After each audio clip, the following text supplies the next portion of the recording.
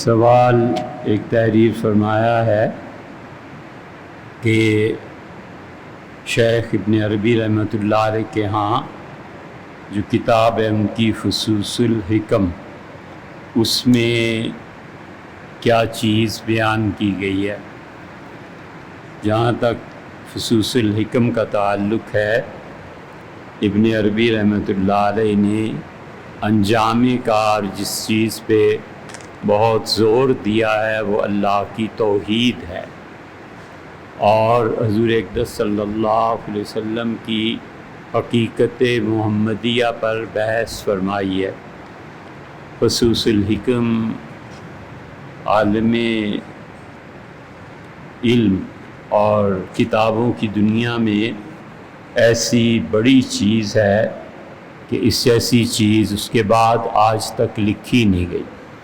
ابن عربی رحمۃ اللہ علیہ میں اللہ نے علم، عشق، عقل تینوں چیزوں کو انتہائی اعلیٰ درجے پر جمع فرما دیا تھا، اور ابن عربی حکیم ثنائی، فرید الدین عطار 3، معروم کی مثنوی 4، اور علامہ اقبال کی جاوید نامہ، یہ 5 افراد امت میں ایسے گزرے ہیں کہ کوئی کم ہی علمی دنیا میں اتنی بڑی چیز کر سکا ہے جتنی بڑی چیز انہوں نے کی ہے۔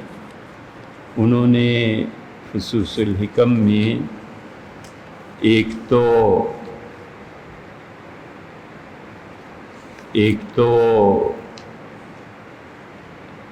توحید کا جو بیان کیا ہے وہ بہت نایاب چیز ہے۔ اصل چیز شریعت کے اعمال سے یقین کا پیدا ہونا ہے، اور یقین جب خالص اللہ پہ بڑھتا جاتا ہے تو وہ اللہ کے علاوہ ہر چیز کی نفی کر دیتا ہے۔ نفی کے بعد ہر چیز کی صرف اللہ پر بھروسہ ہو جائے، یہ توحید کی اعلیٰ ترین اقسام میں سے ہے۔ لیکن ذرا سا حجاب اپنے نفس کا باقی رہتا ہے، جو کہ حقیقت میں بہت بڑا حجاب ہے، اور جب اپنا حجاب بھی مٹ جاتا ہے اور اللہ کے علاوہ پوری کائنات میں اسے کچھ سجائی نہیں دیتا، اللہ کے علاوہ کوئی چیز نہیں ہے جو اس کو دکھائی دے یا اس کے خیال میں فاعل ہو، مؤثر ہو، تو یہ خالص توحید بن جاتی ہے۔ ابن عربی رحمۃ اللہ علیہ نے اس خالص توحید پر زور دیا۔ بہت بلند مقام ہے، اور وہاں پہنچ کے کرامتیں بھی سرزد ہوتی ہیں، اور وہاں پہنچ کے اللہ اس انسان کو اپنے لیے خاص کر لیتا ہے۔ دعاؤں کی قبولیت وہاں ایک حصہ ہے اس کا۔ اس لیے معروف کرخی رحمۃ اللہ علیہ جو تھے، وہ اللہ سے دعا مانگتے تھے، کوئی مشکل زندگی میں پیش آ گئی تو بار بار اللہ کا نام پکارتے رہے، غوث یا غوثاہ، اے مدد کرنے والے، اے بارش برسانے والے۔ تو ان کے شاگرد کہتے ہیں 10,000 مرتبہ انہوں نے یہ پڑھا، اللہ کا نام، اللہ کو پکارا کہ اے مدد فرمانے والے، پھر ہاتھ اٹھائے اور ہم نے ان کی دعا کی قبولیت بھی دیکھی۔ تو اس لیے باب عالی ہے، بڑی منزل ہے، اور حضور اقدس صلی اللہ علیہ وسلم کے متعلق انہوں نے ایک ایک فصل میں یہ ثابت کیا ہے کہ انبیاء علیہ السلام ان کے کارنامے یہ تھے، یہ تھے، یہ تھے، اور اللہ نے یہ سب چیزیں حضور صلی اللہ علیہ وسلم میں جمع فرما دی تھیں۔ تو فصوص الحکم کا پڑھنا پڑھانا بھائی، شاید کوئی ہو اب دنیا میں جو پڑھاتا ہو یا اسے سمجھتا ہو، اس سے پہلے داؤد کیسری رحمۃ اللہ علیہ نے جو شاگرد تھے ملا بدخشانی کے، نہیں، ملا فیض شاشانی کے شاگرد، ملا فیض سے انہوں نے پڑھا تھا. انہوں نے ابن عربی رحمۃ اللہ علیہ کی ساری چیزوں کو سمجھنے کے لیے اور ان صوفیہ کی چیزوں کو سمجھنے کے لیے ایک مقدمہ لکھا، اور مقدمے میں 12 چیپٹرز انہوں نے قائم کیے ہیں.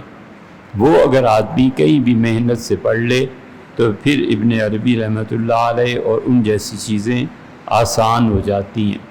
بنیادی طور پہ وہ 3 چیزوں کو بہت ایکسپلین کرتے ہیں، ایک خدا کی وحی کو، ایک نفس انسانی کو، اور تیسرے آخرت کو. پھر اسی طرح ان میں وہ بار بار جو چیز زیر بحث لاتے ہیں اور وہ بار بار توجہ دلاتے ہیں کہ میں کیوں پیدا ہوا ہوں اور کائنات کیوں پیدا کی گئی ہے، اور انسان اور کائنات میں دونوں میں ربط ضبط کیا. اور جب وہ پہنچتے ہیں انسانیت کی چیزوں پر اور انسانوں پر، تو پھر وہ سارے انسانوں کو مذہب کی تفریق سے بلندتر دیکھتے ہیں. اور اس کا ثبوت حدیث میں بھی ہے. حضور صلی اللہ علیہ وسلم تہجد میں جب دعا مانگتے تھے تو یہ کچھ جملے ایسے ہیں جو پکے تھے ان کے یہاں کہ اللہ تو حق ہے، جنت پر حق ہے، جہنم یقیناً ہے، اللہ موت بھی بر حق ہے، اللہ آخرت کی زندگی میں تیرے پاس پہنچنا یہ بھی یقینی چیز ہے، انبیاء علیہ السلام بھی بالکل برحق اللہ دنیا میں آئے، قرآن تیرا کلام ہے. آخر پہ فرماتے تھے وَأَنَا شَهِيدٌ أَنَّ الْعِبَادَ كُلَّهُمْ إِخْوَةٌ، اللہ میں قسم کھاتا ہوں تیرے سارے پیدا کیے ہوئے انسان سب آپس میں بھائی بھائی. یہ ہے وہ وحدت انسانی کا تصور، اور اس پہ پہنچ کے جو حقیقتاً صوفی ہوتا ہے وہ اپنے دشمنوں کے لیے بھی گلاب کا پھول بن جاتا ہے.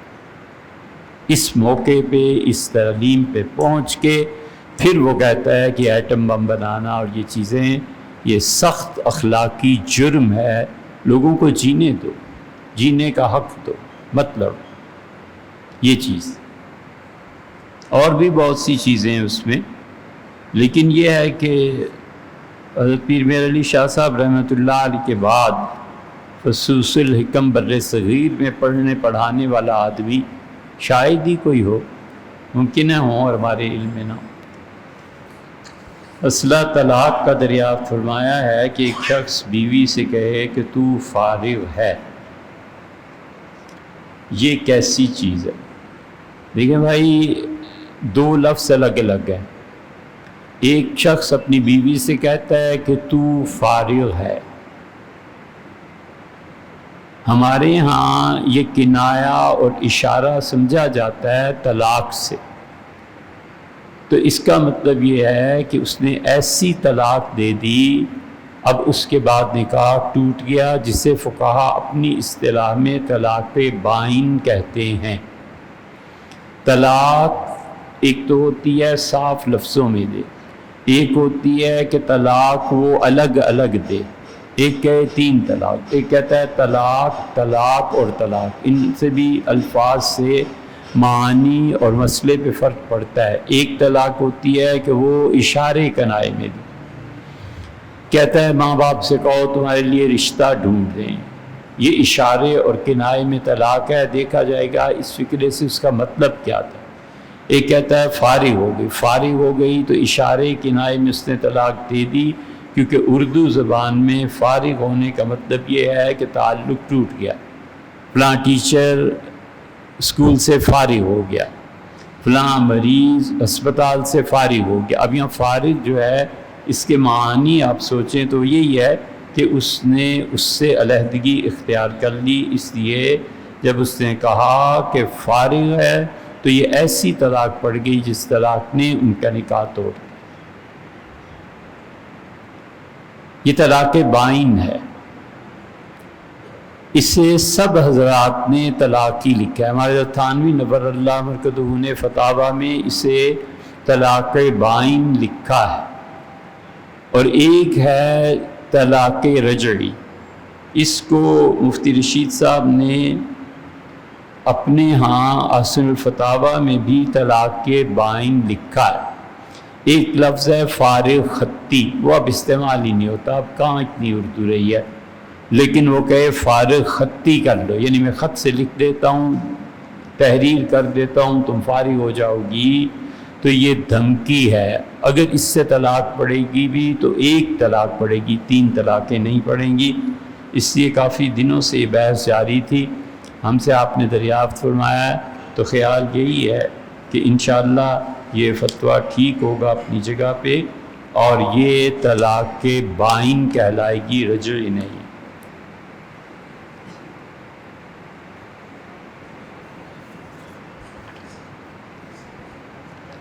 مالک اشتر کے بارے میں اہل السنہ کا کیا نظریہ ہے؟ کچھ علماء کرام انہیں عثمان رضی اللہ عنہ کا قاتل بھی کہتے ہیں، اور کچھ تابعی۔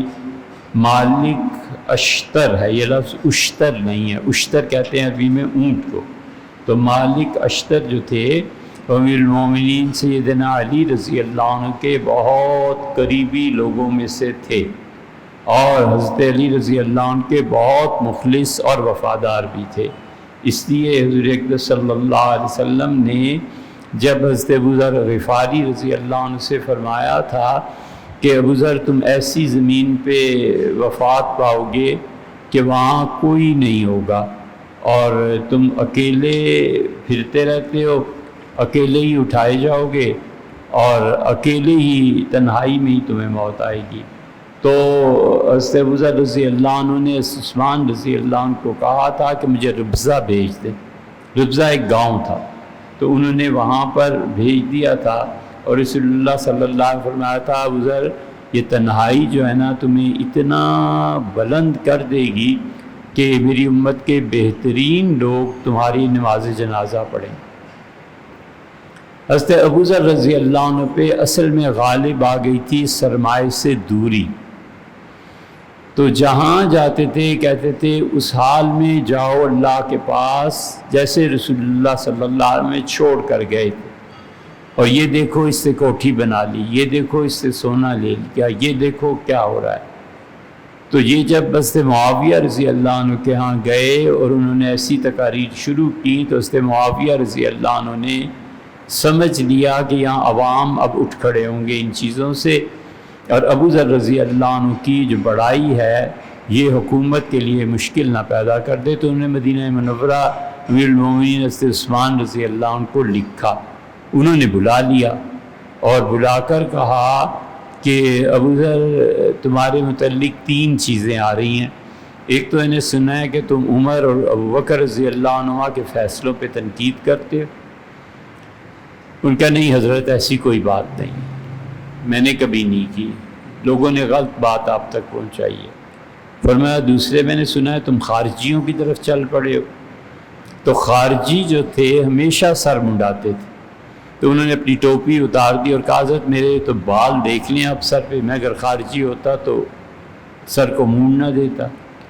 تیسرے فرمایا کہ ابو ذر لوگ تمہیں نہیں سمجھ سکتے، میرے پاس رہو، بہت شفقت فرمائی، کہا ابو ذر ہمیشہ میرے پاس بیٹھے رہا کرو، چھوڑو لوگوں کو۔ انہوں نے کہا نہیں حضرت آپ مصروف ہوتے ہیں، مجھے کوئی گاؤں دے دیں وہاں چلے۔ ربضہ عثمان رضی اللہ عنہ کی خواہش کے مطابق انہیں بھیجا تھا، پھر وہ وہیں رہے، اور اپنے غلام کو بھی اپنے جیسے کپڑے پہناتے تھے۔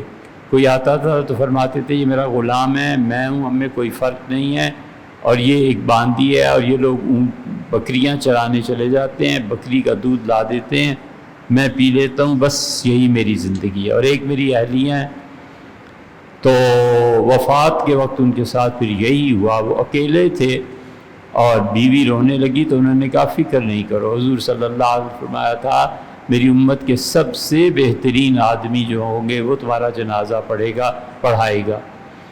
تو ابو ذر رضی اللہ عنہ نے کہا کہ میں تو اب دنیا سے جاتا ہوں، اور یقیناً لوگ آئیں گے، تو انہیں اتارنا، ان کے اونٹ روک لینا، اور انہیں کہنا کہ میں نے قسم دی ہے کہ میرے گھر کھانا کھا کے جائیں، میں کسی کو بھوکا نہیں رہنے دوں۔ اتنی بڑی نیکی ہے لوگوں کو کھانا کھلانا۔ اللہ نے فرمایا فک رقبۃ، قیامت میں مشکل پہاڑ تمہارے سامنے ہو جائے گا، وہ آئے گا، چڑھ جاؤ گے اگر لوگوں کو کھانا کھلاتے۔ وما ادراک ما العقبہ، تمہیں کیا پتا وہ دن کتنا سخت۔ فک رقبۃ، جو کھانا کھلاتا رہا ہم اس کی مدد کریں گے، پہاڑ چڑھ جائے۔ او اطعام فی یوم ذی مسغبہ، اس دن لوگوں کو کھانا کھلانا جب وہ پیاسے ہوں، جب وہ بھوکے ہوں، تڑپ رہے۔ یتیماً ذا مقربۃ، اپنے خاندان کے یتیم بچے کو کھانا کھلانا۔ مسکیناً ذا متربہ، جو مسکین مٹی میں مل گیا ہے اس کو اٹھانا اور اس کو کھانا کھلانا۔ تو ابو ذر رضی اللہ عنہ یہ کرتے تھے۔ تو انتقال کر گئے، ان کی اہلیہ اور بیٹی نے جنازہ لا کے مین روڈ پہ رکھ دیا۔ تو تھوڑی دیر میں کچھ لوگ آئے، اونٹوں پہ سوار تھے، تو انہوں نے جنازہ دیکھا اور رک گئے۔ انہوں نے کہا کس کا جنازہ ہے؟ تو حضرت ابو ذر رضی اللہ عنہ کی اہلیہ نہیں پہچانتی تھی، انہوں نے کہا کہ یہ ابو ذر کا جنازہ ہے۔ انہوں نے کہا تھا انہیں حضور صلی اللہ علیہ وسلم نے فرمایا تھا کہ میری امت کا سب سے اچھا آدمی تمہارا جنازہ پڑھائے گا۔ تو وہ اترے، عبداللہ ابن مسعود رضی اللہ عنہ، یہ لوگ جا رہے تھے حج پہ، اور بھاگے اور چمٹ گئے جا کے ابو ذر سے، اور کہا ابو ذر، رسول اللہ صلی اللہ علیہ وسلم نے مجھے بتایا تھا کہ تم تنہا زندگی گزارو گے، تنہائی میں وفات ہوگی، اور قیامت میں بھی تنہا اٹھائے جاؤ گے اپنی قبر سے۔ پھر انہوں نے ان کا جنازہ پڑھایا، پھر جانے لگے تو بیوی نے کہا حضرت یہ کہہ کے گئے تھے، پھر انہوں نے کھانا بھی کھایا۔ تو اس لیے سیدنا علی رضی اللہ عنہ کا یہ سیدنا ابو ذر رضی اللہ عنہ کا جو جنازہ تھا اس میں بھی اشتر نے آ کے شرکت کی تھی۔ بہت فصیح عربی، اتنی فصاحت تھی زبان میں، لوگ حیران ہوتے تھے کہ اتنی لمبی لمبی تقریریں، اور کیا مجال ہے کہ ایک لفظ ادھر سے ادھر ہو جائے۔ صحابہ رضی اللہ عنہ کہتے تھے کہ اس کے الفاظ کے چناؤ پہ ہم حیران ہیں، کبھی فضول بات نہیں کرتے۔ جب معاہدہ ہو گیا خلافت کا تو ان اشتر کو سیدنا علی رضی اللہ عنہ نے بھیجا تھا کہ جاؤ اور مصر کے گورنر لگ جاؤ۔ اشتر جب جا رہے تھے تو اس وقت انہیں راستے میں زہر دے دیا گیا۔ سیدنا علی رضی اللہ عنہ اس پہ بہت بے قرار ہوئے۔ انہوں نے کہا انا للہ و مالک وما ادراک مل مالک، مالک اشتر، اور تم کیا جانو مالک اشتر کیا ہوتا ہے؟ اور پھر فرمایا کہ لیس فیکم ذاک، تم میں کوئی ایک آدمی اس کا مقابلہ نہیں کر سکتا۔ خدا کی قسم، یہ مالک اگر پتھروں میں ہوتا تو ہیرا ہوتا، یہ سمندروں میں ہوتا تو سب سے بڑا سمندر ہوتا، یہ پہاڑوں میں ہوتا تو سب سے عظیم پہاڑ ہوتا۔ مجھے بتاؤ اب مالک کے بعد میں کس کو تلاش کروں؟ یہ اہل سنہ نے اس لیے انہیں بہت سراہا ہے اور بہت زیادہ ان کے لیے اچھے الفاظ استعمال کیے ہیں۔ تو اس لیے اشتر ابن مالک رحمۃ اللہ علیہ جو تھے تابعین میں سے تھے، کچھ لوگوں نے ان کے متعلق سیدنا عمر رضی اللہ عنہ کی فراست میں کہ سیدنا عمر رضی اللہ عنہ سے یہ کہا تھا، کچھ باتیں لکھی ہیں لیکن ان کا کوئی اعتبار نہیں ہے۔ نماز کے دوران دونوں ہاتھوں سے قمیص اور کپڑوں کو درست کرنا، اور پھر آپ نے لکھا ہے کہ قرآن کریم کو خاموشی سے سنا جائے۔ ٹیکسس سے رضوان صاحب، دیکھیں جب کوئی آدمی اپنے گھر سے نکلتا ہے تو اپنے شہر کی حدود کو کراس کرتے ہی، چاہے وہ 3 فٹ 4 فٹ ہی کیوں نہ گیا ہو، اس پر سفر کے احکامات شروع ہو جاتے ہیں۔ اب عصر کی نماز یا عشاء مثلاً 4 فرض تھے تو 2 پڑھے گا، اور یہ حکم کسی جگہ کے لیے مخصوص نہیں ہے، پوری دنیا میں اس پہ مسافر کے احکامات لازم ہوں گے، اور قصر یعنی آدھی نماز، فرائض کو آدھا پڑھنا اس کے لیے یہ واجب ہوگا، ضروری ہوگا۔ اگر سفر میں جا کر جہاں ٹھہرتا ہے گھر جیسا ماحول میسر ہے تو پھر سنن موقدہ بھی پڑھنی ہے، اگر گھر جیسا ماحول نہیں ہے، ابھی ادھر جانا ہے ابھی ادھر، تو پھر اس کے لیے ہے، ضروری ہے کہ صرف 2 رکعتیں پڑھے، ظہر کی 2 عصر کی 3 مغرب کی، اور عشاء میں 2 رکعتیں فرض اور 3 وتر۔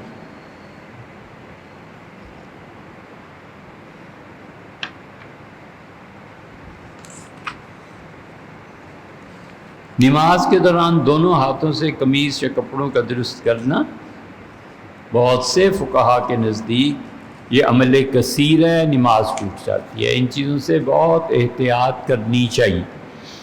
اس کے بعد والا سوال بھی اسی سے متعلق آگے آ رہا ہے کہ مسجد میں ایسے قالین بچھانا جس پہ بیت اللہ کی یا مسجد نبوی کی تصویر بنی ہوئی ہو، اس پہ پاؤں رکھنا ادب کے خلاف ہے یا نہیں؟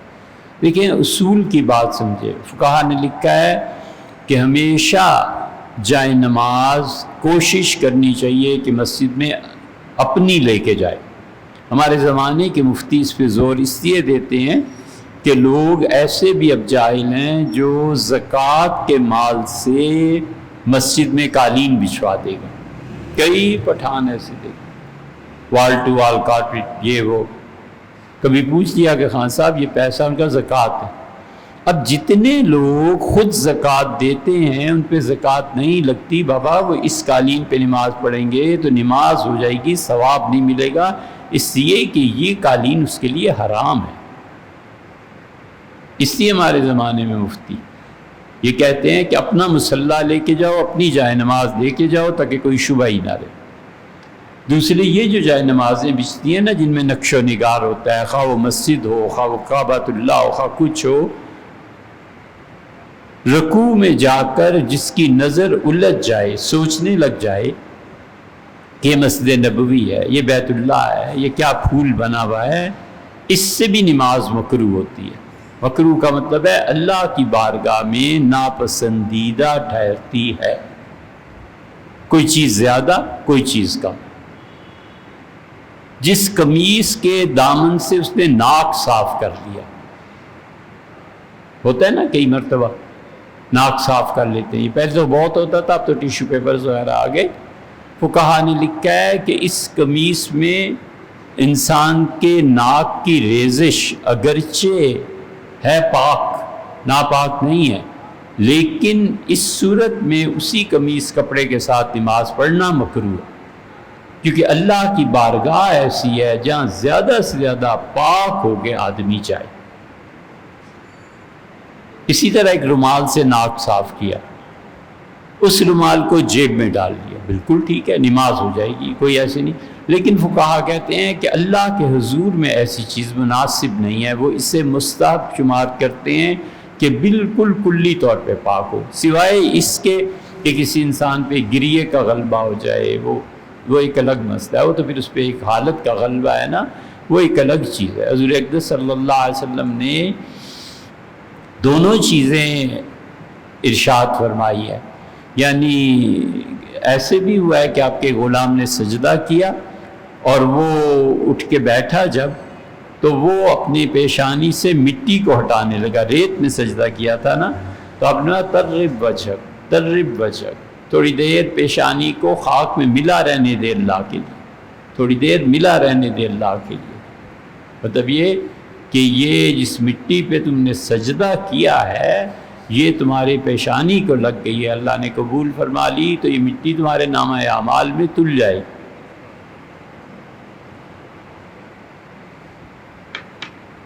اس لیے قبر پہ مٹی ڈالنا جو لوگ ڈالتے ہیں، حضرت ابو ہریرہ رضی اللہ عنہ نے کہا رسول اللہ صلی اللہ علیہ وسلم سے فرمایا تھا کہ یہ مٹی تمہارے لیے قیامت میں تمہارے نامہ اعمال میں وزن ڈال دے گی۔ تو عبداللہ ابن عمر رضی اللہ عنہ نے سنا، ان کا حضرت پھر تو میں تو بہت خسارے میں رہ گیا، میں تو جنازہ پڑھ کے چلا آتا تھا۔ ان کا نہیں، مٹی ڈالنی چاہیے۔ اسی طرح حضرت رسالت پناہ صلی اللہ علیہ وسلم منع فرماتے تھے کہ نماز میں جو گرد، نماز پڑھتے ہوئے آندھی چل پڑی، گرد غبار، اسے اتنی جلدی صاف نہ کیا جائے۔ اسی طرح وضو کے بعد جو خشک کرتے ہیں، اتنی اچھی طرح خشک نہیں کرنا چاہیے کہ دیکھنے والے کو پتہ نہ چلے کہ وضو کر کے آ۔ فرمایا تھوڑی دیر اس ٹھنڈک اور تازگی کو اپنے جسم پہ باقی رہنے دے، تو یہ اچھی چیز کا اظہار ہے۔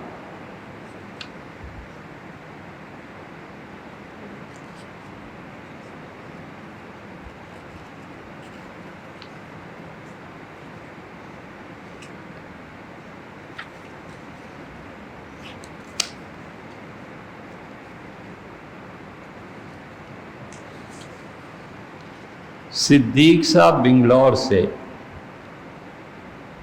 کہ بیان میں کہا گیا کہ گناہ نیکی کو کبھی ختم نہیں کرتا. یہ بات ہم نے بھی کئی مرتبہ سوچی ہے، لیکن کئی دنوں سے وہ کتابیں دیکھنے کا موقع نہیں ہوا جن میں اس کی اصل جواب دیا جا رہا ہے. وہ دیکھ کے پھر انشاءاللہ آپ سے بات کریں گے. قرآن کریم کی تفسیر پڑھ رہی ہوں، سیرت کا مطالعہ کرنا چاہتی ہوں. ابھی اسی اردو کی کوئی کتاب بتا دیجئے. مومنہ بیٹی، اردو کی کتابوں میں پڑھنا ہو تو حضرت ابو الحسن علی ندوی رحمۃ اللہ علیہ نے قرآن پاک کی جو سیرت پہ جو کتاب لکھی ہے نبی رحمت علیہ الصلوۃ والسلام، اسے پڑھیے. اگر سیرت پہ پڑھنا ہو تو معارف الحدیث کی 5ویں جلد کو پڑھیے. ایک ہے سید سلیمان ندوی رحمۃ اللہ، ان کا ذکر نہیں کر رہا. ایک سید سلیمان منصور پوری ہیں، انہوں نے بہترین کتاب لکھی ہے سیرت پہ، اس کا مطالعہ کرنا چاہیے. سیرت پہ ایک کتاب ابن کثیر رحمۃ اللہ نے لکھی ہے، اس کا بھی اردو ترجمہ ہو گیا، اس کو پڑھنا چاہیے.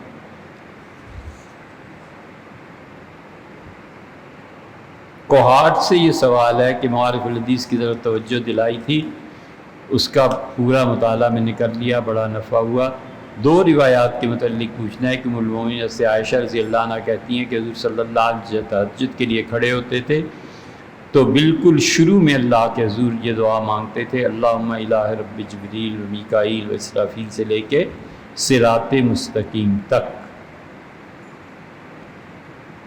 اور عبداللہ ابن عباس رضی اللہ عنہ کہتے ہیں کہ حضور صلی اللہ علیہ وسلم دعا مانگتے تھے، اللہم لک الحمد انت قیم السماوات والارض ومن فیہن.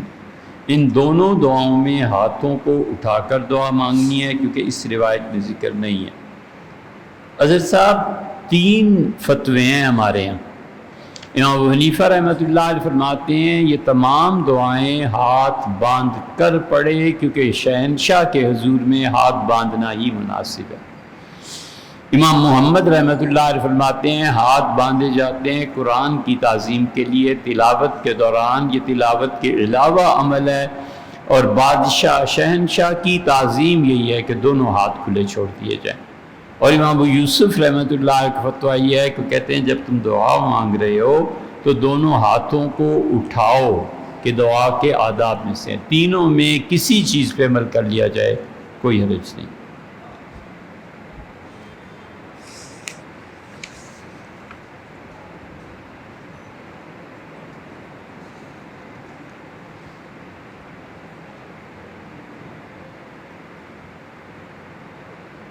جنریشن بغیر تحقیق کے کسی بات کو نہیں مانتی، اور زمینی حقائق یہ ہیں کہ والدین اولاد کی تربیت میں عقائد کے بعد ایمان بڑھانے کے لیے جذباتی گناہوں سے بچنے کی تلقین کرتے ہیں، جبکہ یہاں مسجد عثمان میں حقوق العباد اور معاشی گناہوں پر بہت زور دیا جاتا ہے. پھر والدین کیا کریں؟ بھیا ہم حقوق العباد پہ اس لیے زیادہ زور دیتے ہیں کہ انسانوں کے حقوق بہت شدید ہے، بہت زیادہ. اللہ نے اس کے لیے فرمایا ہے میں معاف کر دوں گا، اس کے لیے نہیں فرمایا کہ میں معاف کر دوں. اس کے لیے تو بہت شدید چیزیں ارشاد فرمائیں. اس لیے کبھی بھی کسی انسان کی توہین، کسی انسان کا حق مار لینا، زمین مار لینا، یہ سب چیزیں ایسے گناہ ہیں. حضور صلی اللہ علیہ وسلم وہ بیقات لوگوں یہ ڈبو دیں گے تمہیں جہنم کی آگ میں. اس کے مقابلے میں اللہ کے جو حقوق ہیں ہم کب کہتے ہیں اسے ادا نہیں کرنا، بالکل کرنا چاہیے، لیکن اس سے زیادہ انسانوں کے حقوق، اس سے زیادہ انسانوں کے حق بنتے ہیں، کیونکہ اس زمین پہ رہنا ہے نا. کیا کریں؟ اگر ظلم کو عام کر دیا جائے تو زمین پہ پھر قوت اور طاقت کے علاوہ کوئی چیز باقی نہیں رہتی. اسی طرح معاش کے متعلق آج کل کے زمانے میں یہ معاش تو فرض ہے بابا، کہاں جائے، کس سے کہے، ہاتھ پھیلائے گا. قیمتیں کتنی بڑھ گئی ہیں چیزوں کی، اس لیے ہم زور ان دونوں چیزوں پہ دیتے ہیں کہ حقوق العباد میں لوگ بہت ہمارے زمانے میں غافل ہو گئے۔ حضور اقدس صلی اللہ علیہ وسلم نے ایک شخص کو دیکھا تھا،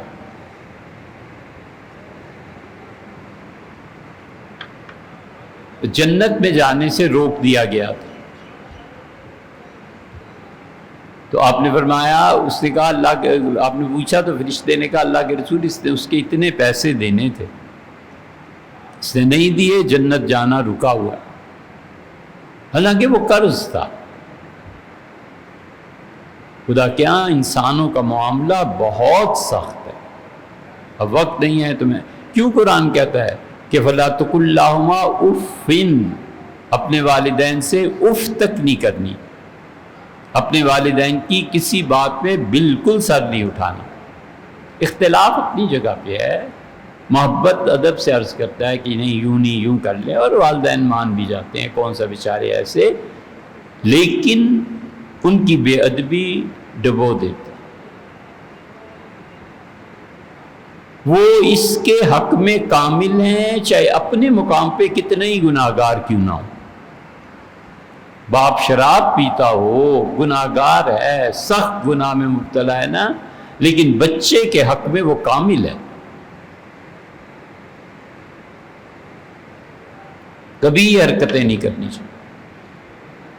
مسلم میں آتا ہے، بخاری میں بھی، غالباً بخاری میں، مسلم میں تو خیر ہے ہی ہے، حضور اقدس صلی اللہ علیہ وسلم فرمایا، بوڑھی ماں تھی، آنکھ کھل گئی، اور اس سے جریج رحمۃ اللہ علیہ ایسے ولی تھے کامل یہودی، جن کی ولایت کی گواہی حضور صلی اللہ علیہ وسلم نے دی۔ آپ نے فرمایا وہ بنی اسرائیل کے اولیاء اللہ میں سے تھا، اس مقام کا آدمی جس کی گواہی حضرت رسالت آپ صلی اللہ علیہ وسلم دے۔ تو آپ نے فرمایا کہ اس کی ماں نے کہا بچے پانی پلا دو، مجھے پیاس لگی ہے، سو رہی تھی، اس سے دل میں کہا اللہم ان امی و صلاتی، اللہ میری ماں اور میری نماز۔ اسے پھر کہا بیٹے پانی پلا دے، اسے دل میں کہا اللہ ایک ماں کہہ رہی ہے، ایک میں تیرے حضور کھڑا ہوں، کیا کروں؟ پھر وہ اٹھی، اس سے پانی پیا، اور اس زمانے کی ایک بد دعا دی، بوڑھی عورتیں گالیاں بد دعائیں جو بھی اس زمانے میں ہوگا، اس نے کہا خدا تجھے گناہگار عورتوں کا منہ دکھائے۔ مطلب یہ ہے کہ والعیاذ باللہ تم بدکاری میں مبتلا، اتنے بڑے گناہ میں ہو جاؤ، تم نے مجھے پانی نہیں پلایا، اور سو گئی، ختم ہو گئی بات۔ ہوا یہ کہ ابن جریج رحمۃ اللہ علیہ عبادت کر رہے تھے، عبادت خانے میں، بوڑھے ہو گئے تھے، تو 4 ستونوں پہ جو عبادت گاہ قائم تھی اسے توڑنے کی آواز آئی، تو انہوں نے نماز مختصر کی، دروازہ کھولا اوپر چوبارے میں، تو لوگوں نے شور مچایا، ان کا نیچے آ، ریاکار مکار عبادت گزار نیچے آ، اترے سیڑھیوں سے نیچے آ گئے، ان کا کیا بات ہے؟ ان کا اس سے پوچھ۔ حضور اقدس صلی اللہ علیہ وسلم 3 بچے ماں کی گود میں بولے، اور انہوں نے کہا کیا مسئلہ ہے؟ انہوں نے کہا تو اتنی عبادتیں کرتا ہے، اپنے آپ کو اتنا اچھا بناتا ہے ہماری نظروں میں، یہ دیکھ اس کے یہاں بیٹا پیدا ہوا ہے اور یہ بالکل کنواری لڑکی، اور جنگلوں میں چراتی ہے ہمارے سامنے جانور۔ ہم نے اس سے پوچھا یہ کرتوت، تو اس سے کہا اس کا باپ ابن جریج ہے۔ حضور صلی اللہ علیہ وسلم فرمایا ابن جریج قریب ہوئے، اس بچے پہ ہاتھ رکھ دیا، اور ان کہا بیٹے تم کس کے بیٹے ہو؟ وہ بچہ بولا، اور اس نے کہا فلاں چرواہا فلاں جنگل کا میں اس کا بیٹا۔ لوگ حیران رہ گئے کہ بچہ بول پڑا اس کی گواہی میں، تو بہت پریشان ہوئے۔ انہوں نے کہا کہ ہم آپ کے لیے سونے کی عبادت گاہ، انہوں نے کہا نہیں بس یہ جو توڑا ہے اس کی مرمت کر دو، مجھے نماز پڑھنے۔ وہ جو بد دعا ماں نے دی تھی نا وہ پوری تو نہیں ہوئی، اللہ نے بچایا، لیکن ایک بار الزام اور ماں اس کا منہ دیکھ لینا یہ تو ہوا نا۔ اس لیے میرے لیے جو کامل ہے، مجھے کوئی حق نہیں پہنچتا کہ میں اس شخص کی بے ادبی کروں، میں اس شخص کو برا کہوں، نہیں کرنا چاہیے۔ اسی لیے حضرت تھانوی نور اللہ مرکزو نے لکھا ہے کہ اگر شیخ سے جی نہ لگے تو خاموشی سے علیحدہ ہو جائے، خام خواہ اللہ کے بندوں کی جو بات سمجھ میں نہیں آتی اس کو سامنے رکھ کے اور خام خواہ اللہ کے اچھے بندوں کو برا کہنا آدمی کو ڈبو دیتا ہے۔ نئی نسل جو کہتی ہے کہ حقوق العباد اور معاشی گناہ، والدین کی کیا تعلیم ہے؟ بھیا کوئی بھی تعلیم ہو، بے ادبی تو نہیں نہ کرنی چاہیے، اختلاف کرے، لیکن اختلاف کرنا جو ہے وہ کسی اصول اور قاعدے کا محتاج ہے۔ زمان و مکان کی حقیقت کیا ہے؟ زمان و مکان کے حقائق کے لیے تو ابن عربی ہیں رحمہ اللہ بہت بحث کی ہے۔ ٹائم کیسے پیدا ہوتا ہے، ٹائم روشنی سے پیدا ہوتا ہے، خود پیدا ہوتا ہے، کیا ہے، یہ سب چیزیں ایسی ہیں، انشاءاللہ اس کا جواب پھر عرض کریں۔